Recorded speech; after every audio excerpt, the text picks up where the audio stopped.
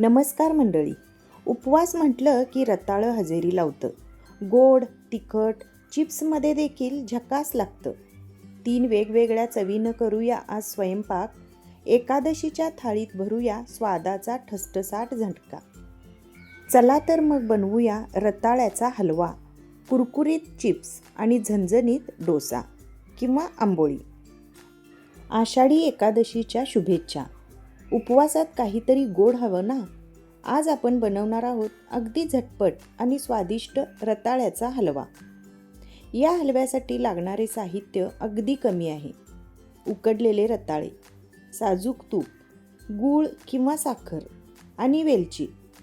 फार मेहनत न करता हा हलवा अगदी 10 मिनिटात तयार होतो. चला तर मग लगेच हलवा बनवायला घेऊया.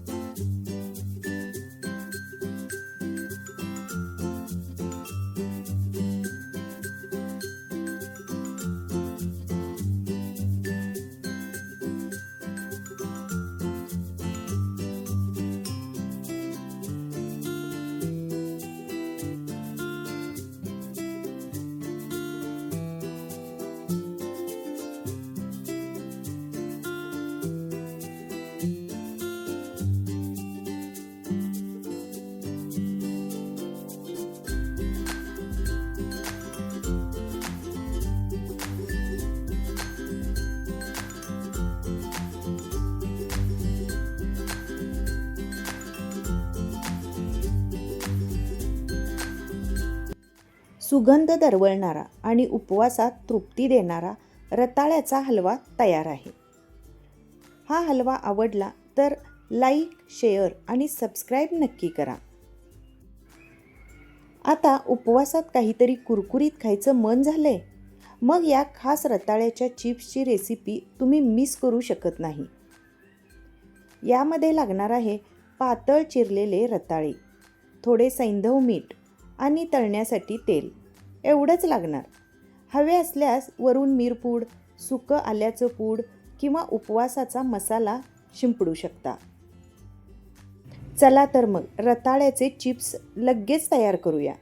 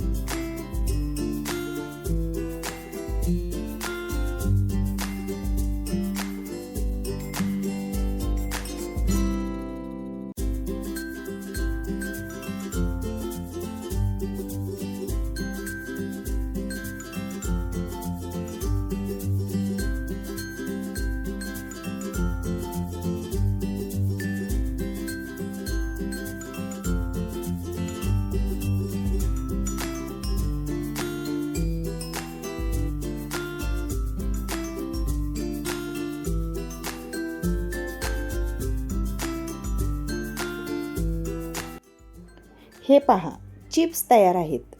क्रिस्पी आणि टेस्टमध्ये झकास. तुमच्या उपवासाच्या थाळीत एक नवा ट्विस्ट. आवडलं असेल तर कमेंट करून नक्की सांगा. उपवासात तिखट खायची इच्छा झाली तर आज खास तुमच्यासाठी रताळ्याचा डोसा किंवा आंबोळी. तर यासाठी आज आपल्याला लागणार आहे कच्चेच रताळे, तसेच साबुदाण्याचे पीठ. या ठिकाणी तुम्ही उपवासाचं तांदळाचं पीठ किंवा शिंगाड्याचं पीठही वापरू शकता. तसेच सैंधव मीठ आणि मिरची. सर्व साहित्य एकत्र करून आंबोळी कशी बनवायची ते आपण लगेच पाहूया.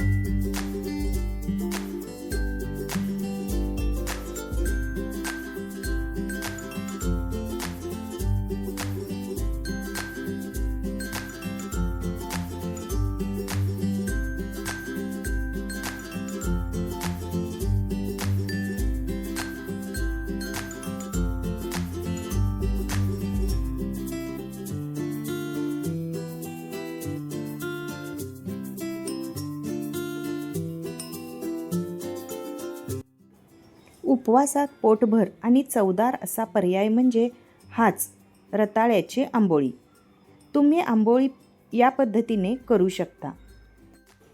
आषाढात भक्तीची लहर, एकादशीचा सोहळा, उपवासाची थाळी सजवूया प्रेमानं जरा. रताळ्याच्या गोड तिखट रेसिपीचा संग देऊया चवीलाही भक्तीचा रंग. धन्यवाद.